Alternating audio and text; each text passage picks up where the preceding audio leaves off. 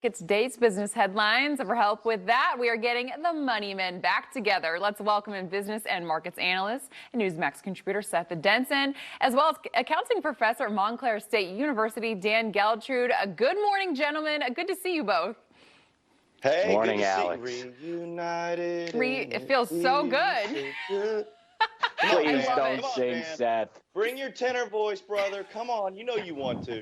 This is good. This is a good way to start our Monday, guys.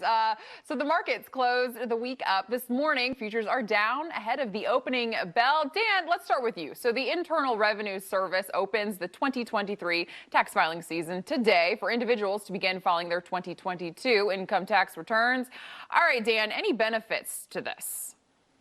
Well, everyone's favorite time of the year, tax season. So here's the general rule of thumb that you want to follow. If you're going to be getting a refund, you should file as quickly as you possibly can. And the way to do that is to electronically file and also put your bank information on the tax return so you can get that money even quicker with direct deposit. Now, if you're going to owe, then you may want to hold off for some time. Okay. How about this? Companies have laid off thousands of jobs so far this year. Of course, Microsoft laying off 10,000, Amazon laying off more than 18,000 employees. Now, Seth, we did touch on this a lot last week, but should Americans be worried? Yes. Yeah, job cuts have surged over 650% since the end of the pandemic, which everybody's still kind of wondering when the end of the pandemic was, but we'll just say end of 2021.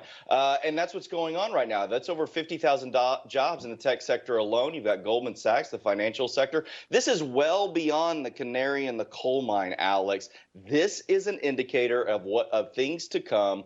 Yeah, if you are sitting on the sidelines and don't have a job, you should be worried. If you do have a job, you better be productive. All righty. How about this? The price of eggs was up 138% in December from just a year prior. And the spike in price is now under investigation by the Federal Trade Commission.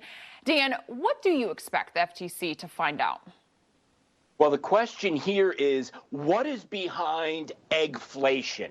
So do we really have a supply issue, or is this price gouging? Now, many out there in the egg industry are citing avian flu as an issue for the shortage of supply. Let's find out if that's true. Or do we have a situation where those that are producing eggs are trying to take advantage of the consumer? So I hope we get to the bottom of this, because eggs are included in so many products, and it makes everything go up in price. Hey, Alex, let me just jump in on this real quick, because I think this is deflection. This is the same thing we saw in Beefgate, and now we're seeing it in Chickengate. There were 60 million birds that died of avian flu. I'm sorry. To that point, I agree, but I think they're going to find out. Birds died. This is a supply problem. Okay. Let's switch gears a little bit. Home Depot co-founder Bernie Marcus saying he does not want the woke generation leading the business.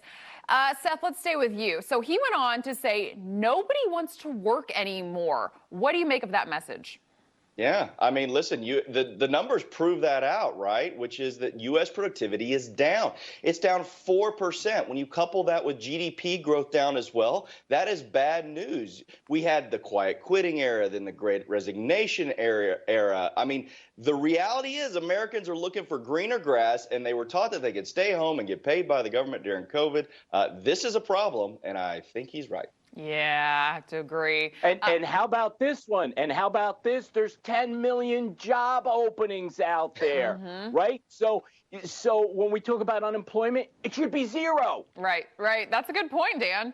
Let's end on an interesting one. Okay, so listen to this. A McDonald's customer was actually mistakenly given a bag with thousands of dollars in cash instead of the sausage McMuffin that he actually ordered. Dan, did he get to keep the cash?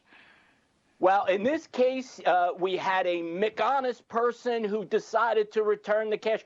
But keep in mind, every state actually has a law that says if you could identify whose property you found, you must return it. And I'm going to throw one more thing in there. If you find valuables like that, it's taxable. How about that?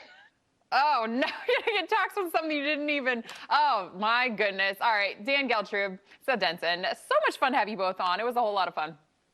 Thanks, Alex. Thanks, Alex.